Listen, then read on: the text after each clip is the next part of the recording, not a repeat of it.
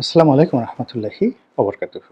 সম্মানিত দর্শক, অতি সম্প্রতি আমেরিকাতে একটি নজিরবিহীন ঘটনা ঘটে গেল। মার্কিন যুক্তরাষ্ট্রের প্রেসিডেন্টের সরকারি বাসভবন এবং সরকারি কার্যালয় হোয়াইট হাউস, এখানে ইউক্রেনের প্রেসিডেন্ট জেলেনস্কিকে নিয়ে যে ঘটনা ঘটল আমেরিকার ইতিহাসে, অর্থাৎ আমেরিকা যেদিন থেকে স্বাধীনতা লাভ করেছে সে থেকে আজ অবধি এইরকম ঘটনা কখনো ঘটেনি। এক, দুই নম্বর হলো, যেই ঘটনার মাধ্যমে প্রেসিডেন্ট হিসেবে ডোনাল্ড ট্রাম্প যেভাবে অপমানিত হলেন, যেভাবে নিন্দিত হলেন, বিতর্কিত হলেন, বিব্রত হলেন এবং রীতিমতো নির্বাক হয়ে পড়লেন, এরকম ঘটনাও আমেরিকার ইতিহাসে কখনো ঘটেনি। এরপর হোয়াইট হাউসের ইতিহাসে কোনো আমন্ত্রিত মেহমান এবং বিশেষ করে অন্য একটি দেশের প্রেসিডেন্ট, তো সেই আমন্ত্রিত মেহমানকে আপনি চলে যান এখান থেকে, এরকম একটা নির্দেশ যখন হোয়াইট হাউস কর্তৃপক্ষ দেয়, এটি কেবলমাত্র আমেরিকা নয়, পৃথিবীর অন্য কোনো দেশে গত 2, 4, 500 বছরে এরকম ঘটনা ঘটেনি। মানে আপনি 500 বছর বললাম অর্থে যে মুঘল আমলে ধরুন, মুঘল আমলে সম্রাট আকবর তিনি মেহমান হিসেবে দাওয়াত করেছেন ধরুন ঈশা খানকে, ছোট রাজা, কিংবা ধরুন সুলতান সুলেমানের মতো কোনো রাজাকে, অথবা চীনের কোনো রাজাকে। তো এরকম একটা অনুষ্ঠানে আলাপ আলোচনায় বাকবিতণ্ড হলো এবং সম্রাট আকবর তাকে তার প্রাসাদ থেকে বের করে দিলেন। এরকম ঘটনা 2, 4, 500 বছরে আমি পড়িও নাই, দেখিও নাই। ফলে এই যে ঘটনাটা ইউরোপে ঘটলো, যে ঘটনাটা আমেরিকাতে ঘটলো এবং যে ঘটনাটা ইউক্রেনে ঘটলো এবং যে ঘটনাটা রাশিয়াতে ঘটলো, এখন এই টোটাল ঘটনাটা মানে একই সঙ্গে আমেরিকা, ইউরোপ এবং ইউক্রেন এবং রাশিয়াকে উত্তাল করবে এবং এটিকে একটা ভয়াবহ পরিণতির দিকে নিয়ে যাবে, এতে কোনো সন্দেহ নেই। এবং তার দ্বারা আমরা যারা বাংলাদেশ, আমরাও ক্ষতিগ্রস্ত হব। যেমন ইউক্রেন রাশিয়া যুদ্ধ হয়েছে, সেই যুদ্ধে কিন্তু আমরা মারাত্মকভাবে এখন পর্যন্ত আমরা সেই যুদ্ধের দায় মেটাচ্ছি। তো কাজেই মিস্টার ডোনাল্ড ট্রাম্প এবং জেলেনস্কির মধ্যে যে ঘটনা ঘটলো, সেই ঘটনাটা নজিরবিহীন এবং এই ঘটনার দায় এই বিশ্বকে পোহাতে হবে। ঘটনাটা খুব সংক্ষেপে বলে নেই। সেটি হলো, ডোনাল্ড ট্রাম্প সবসময় পুতিনের সমর্থক এবং তিনি চান যে রাশিয়াকে একটা ছাড় দিয়ে এবং জেলেনস্কিকে একটা চাপের মধ্যে রেখে মূলত এই যুদ্ধের একটা ইতি টানতে, এবং ইতি টানার পাশাপাশি তিনি আরেকটু বেশি লোভ করে বসেছিলেন। এই যুদ্ধে আমেরিকার পক্ষ থেকে যে টাকা খরচ করা হয়েছে, বলা হচ্ছে আমরা $300 বিলিয়ন খরচ করেছি, কাজেই এই ডলার পরিশোধ করতে হবে এবং সেটা যেন তেন নয়, $500 বিলিয়ন পরিশোধ করতে হবে। তোমাদের দেশে যে দুর্মূল্যের এবং দুষ্প্রাপ্যের যে সকল খনিজ দ্রব্য রয়েছে সেগুলো আমাদেরকে দিতে হবে। তো জেলেনস্কি প্রথমে দিতে চায়নি, পরবর্তীতে সামহাও তার যারা বুদ্ধিদাতা ইউরোপে রয়েছে তারা তাকে একটা নাটক তৈরি করার জন্য এবং তার দ্বারা এই ঘটনাটা ঘটানোর জন্য মূলত তাকে হোয়াইট হাউসে পাঠিয়েছে এবং তিনি বলেছেন যে আমি প্রয়োজন পড়লে এই যুদ্ধ থামানোর জন্য পদত্যাগ করব। আমাকে ডোনাল্ড ট্রাম্প বলছেন যে আমি স্বৈরাচারী, নির্বাচিত নয়, আমি পদত্যাগ করব, তবু যুদ্ধ থামুক, কিন্তু আমি খনিজ দেব না। আবার পরবর্তীতে তিনি নাটকীয়ভাবে বললেন যে আমি খনিজ দেব এবং চুক্তি স্বাক্ষরিত হবে, এই জন্য আমি আসতে চাই। এবং সেই অনুযায়ী তারা তো চুক্তি স্বাক্ষর করার জন্য একেবারে গোপে তেল দিয়ে বসে আছে, $300 বিলিয়ন খরচ করে, তাও বাইডেনের আমলে $300 বিলিয়ন, যেটা টোটাল লস। এবং যেভাবে বাইডেন এই যুদ্ধ শুরু করেছিলেন তাতে আরও $300 বিলিয়ন যাবে হয়তো, কিন্তু সেখান থেকে ডোনাল্ড ট্রাম্প যুদ্ধ বন্ধ করে আরও $500 বিলিয়ন খনিজ দ্রব্য নেবেন। এই মনের আনন্দে আমেরিকার লোকজন সব তালি বাজাবে এবং তিনি খুব খুশি হবেন, সফলতা হবেন, এরকম চিন্তায় তিনি যখন একেবারে যাকে বলে কাণ্ডজ্ঞানহীন হয়ে পড়েছেন, ঠিক সেই সময়টিতে মিস্টার জেলেনস্কি রীতিমতো তাকে খেলে দিয়েছেন। কিভাবে দিলেন সেটা বলছি। প্রথমত, মিস্টার জেলেনস্কি একজন অভিনেতা এবং এই যে কত কয়েক বছর ধরে যুদ্ধ করতে করতে তার যে স্পিরিট, নীতিনৈতিকতা, তার যে সাহস এবং যুদ্ধের ময়দানে একজন নেতা, এর সঙ্গে আসলে সমসাময়িক বিশ্বে আর কারোর তুলনা হবে না। তার সঙ্গে তুলনা করা যেতে পারে এই সম্প্রতি যে লোক এখন সিরিয়ার রাষ্ট্র ক্ষমতায় এসেছে, তারও তুলনা করা যাবে না। তার চেয়ে তো সে বেশি যোগ্যতার সম্পন্ন। কেন যুদ্ধের ময়দানে ৫ বছর ৪-৫ বছর যুদ্ধ করা মানে সেই যুদ্ধটা নেতৃত্ব করে টিকিয়ে রাখা, তাও রাশিয়ার মতো একটা পরাশক্তি তাকে আক্রমণ করেছে। আবার সেই পরাশক্তিকে মোকাবেলা করার জন্য বিশ্বের অন্ততপক্ষে ৮-১০ টা পরাশক্তিকে তিনি ডানে বামে খেলছেন। আমেরিকাকে খেলেছেন, অস্ট্রেলিয়া, কানাডা, ইউরোপকে তিনি ডানে বামে খেলেছেন এবং প্রায় সবাই তার দেশে গিয়েছে এবং তিনি সব দেশে গিয়েছেন। প্রতিটি পার্লামেন্টে তাকে ফ্লোর দেওয়া হয়েছে, তিনি কথা বলেছেন, সবাই দাঁড়িয়ে তাকে স্যালুট করেছে।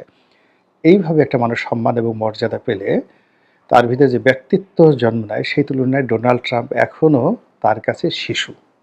এটা বুঝতে হবে, যেটাই ডোনাল্ড ট্রাম্প এই ঘটনার পরে বুঝতে পেরেছেন, কিন্তু এখন কিছু করার নেই। মিস্টার জেলেনস্কি সেখানে গিয়ে বলেছেন, ঠিক আছে আমি আপনাকে খনিজ দ্রব্য দেবো, চুক্তি করব, কিন্তু চুক্তির শর্ত কী? রাশিয়া তো এর আগে আমাদের সাথে চুক্তি করেছে, চুক্তি মানেনি, তো এটার গ্যারান্টি ক্লজ কী? এক। তো এইভাবে কথা বলতে বলতে উত্তপ্ত বাক্য বিনিময় হয় এবং ডোনাল্ড ট্রাম্প তার ঘাড় ব্যাখ্যা করে যেভাবে তিনি কথা বলেন ওইভাবে কথা বলতে গিয়ে একটা সময় সেখানে মিস্টার জেলেনস্কি সিন ক্রিয়েট করে ফেলেন, একেবারে আমাদের মানে গ্রাম বাংলার সেই ঝগড়াঝাটির মতো করে। এবং অনুষ্ঠান এই পর্যায়ে যাবে এবং এরকম একটা ঘটনা ঘটবে এটা কল্পনাই করতে পারেনি। ফলে অনুষ্ঠান কিন্তু ডোনাল্ড ট্রাম্প এটা লাইভ প্রচার করছিলেন সামাজিক মাধ্যমে, এক্স হ্যান্ডেলে এবং বিভিন্ন টেলিভিশনের সাংবাদিকদের মাধ্যমে। এর কারণ হলো যে এটি তার জন্য একটা বিজয় ছিল এবং বিজয়টা সেলিব্রেট করা হবে, সারা দেশবাসী জানবে, বিশ্ববাসী জানবে ডোনাল্ড ট্রাম্পের কত ক্ষমতা। কিন্তু সেখানে মিস্টার জেলেনস্কি করলেন কি, একেবারে শেষমেশ ডোনাল্ড ট্রাম্পের মুখে মুখে তর্ক করলেন এবং তার ভাইস প্রেসিডেন্টকে রীতিমতো অপমান করলেন এবং সেখান থেকে তিনি বের হয়ে এলেন বা তাকে বের করে দেওয়া হলো। অবস্থা কী হলো? পুরো আমেরিকা টাসকে খেয়ে আছে এবং এখন পর্যন্ত তারা নির্বাক। কেন নির্বাক সেটা আমি বলছি। দ্বিতীয়ত, ইউরোপের যারা লোকজন আছে তাদের মহাখুশি, তারা ডোনাল্ড ট্রাম্পের প্রতি ভীষণ বিরক্ত। এই ইদানিং ন্যাটো নিয়ে তার কিছু সিদ্ধান্ত, কানাডা নিয়ে তার কিছু সিদ্ধান্ত, ইউরোপ নিয়ে তাদের কিছু সিদ্ধান্ত, এই সকল কারণে ইউরোপের লোকজন আমেরিকার সঙ্গে একটা দূরত্ব তৈরি করতে চাচ্ছে এবং ডোনাল্ড ট্রাম্পকে এবং আমেরিকাকে একটা শিক্ষা দিতে চাচ্ছে এবং আমেরিকার জনগণকে শিক্ষা দিতে চাচ্ছে যে এরকম একটা লোককে তোমরা কী করে প্রেসিডেন্ট বানালে। তো যখন জেলেনস্কি এরকম একটা সফলতা দেখিয়ে আসলো, যেটা ব্রিটিশ প্রাইম মিনিস্টার পারেননি, যেটি ইম্মানুয়েল ম্যাক্রো পারেননি, সেটি জেলেনস্কি দেখিয়েছে। এই জন্য পুরো ইউরোপে তিনি প্রশংসায় পাচ্ছেন এবং পুরো ইউরোপ এক বাক্যে বলছে যে আমরা আপনার সঙ্গে আছি। এর কারণ হলো, যদি এই যুদ্ধে তিনি হেরে যান, রাশিয়া দ্বিতীয় হিটলার হয়ে যাবে এবং ইউরোপের একটা দেশ রাশিয়ার কাছে নিরাপদ নয়, ইনক্লুডিং জার্মানি। আর তার সঙ্গে সঙ্গে যে স্ক্যান্ডিনেভিয়ান কান্ট্রিগুলো রয়েছে, বিশেষ করে সুইডেন, লুক্সেমবার্গ, এই দেশগুলো এতটা বিপদে পড়বে যে তাদের ঘুম হারাম হয়ে যাবে এই যুদ্ধের পরিণতিতে। ফলে এখানে ন্যাটোকে ইনক্লুড করে ইউরোপ যদি দেউলেও হয়ে যায়, তবু তাকে এই যুদ্ধটা চালাতে হবে, অনেকটা দ্বিতীয় বিশ্বযুদ্ধের মতো করে।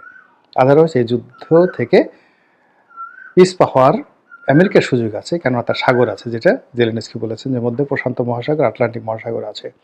কিন্তু ইউরোপের তো সেটা নেই, ইউরোপের সীমান্ত রাশিয়ার সাথে।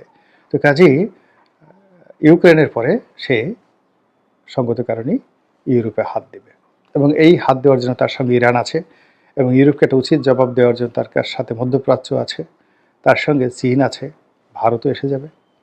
তো এই জিনিসটা ইউরোপ করতে দেবে না। ফলে ইউরোপে এখন তিনি রীতিমতো মহানায়ক। আর তার দেশের যারা জনগণ, সেখানে তিনি আসলে আমাদের বাংলাদেশের শেখ হাসিনার মতো ছিলেন, অনির্বাচিত। সেখানে গণতন্ত্র ছিল না এবং এই যে যুদ্ধ যদি চলে তাহলে সেখানে আসলে গণতন্ত্র লাগেও না। তো তিনি অনির্বাচিত হয়ে ছলচাতুরি করে পপুলার যিনি ছিলেন তিনি রাশিয়াপন্থী ছিলেন। তো আমেরিকার এজেন্ট হিসেবে তিনি সেখানে ক্ষমতায় বসে আছেন।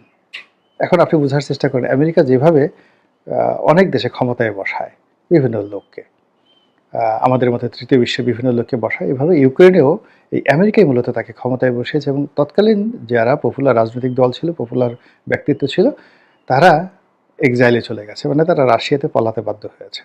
এবং এটাকে কেন্দ্র করে রাশিয়ার যুদ্ধ হলো। এখানে ডনবাস যে এলাকা রাশিয়া দখল করেছে, ওটা একটা ওসিলা মাত্র, কিন্তু মূল ঘটনা হলো রাজনৈতিক। এখন বাংলাদেশের সাথে ভারতের সাথে যে রাজনৈতিক খেলা চলছে, ঠিক একই রকম খেলা এখন ইউক্রেনে চলছে।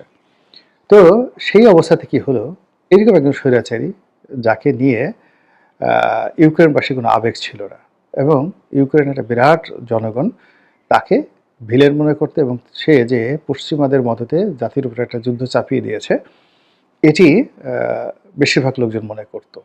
এবং একই সঙ্গে রাশিয়ার সঙ্গে যে সকল অঞ্চলের সীমান্ত রয়েছে তারা কিন্তু আসলে রাশিয়াকে ভালোবাসে। রাশিয়ার পন্থী তারা লোকজন। রাশিয়া কিন্তু ওখানে খুবই জনপ্রিয়। মিস্টার পুতিনও কিন্তু সেখানে জনপ্রিয়। আমাদের মতো ভারতের মতো না। ভারতে যেমন বাংলাদেশ যেমন ভারতের একটা বিরোধিতা রয়েছে, কিন্তু ইউক্রেনের একটা বিরাট অংশ রাশিয়ার সঙ্গে তাদের একটা ঐতিহাসিক বন্ধুত্ব রয়েছে।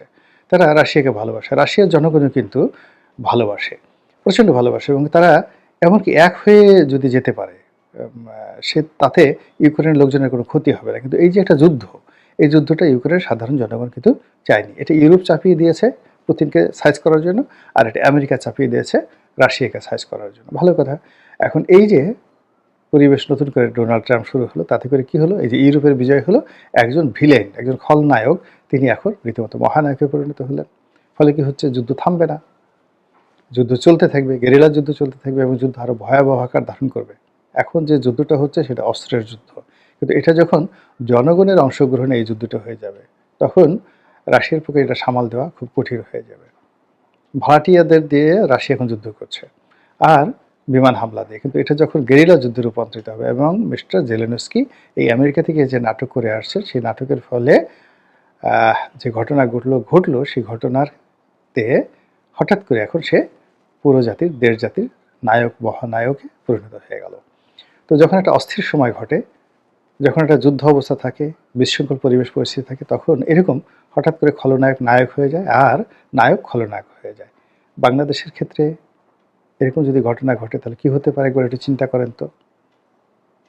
আর বেশি চিন্তা করার দরকার নেই। আল্লাহ আমাদের সবাইকে হেদায়েত দান করুন এবং হেফাজত করুন। আসসালামু আলাইকুম ওয়া রাহমাতুল্লাহি ওয়া বারাকাতুহু।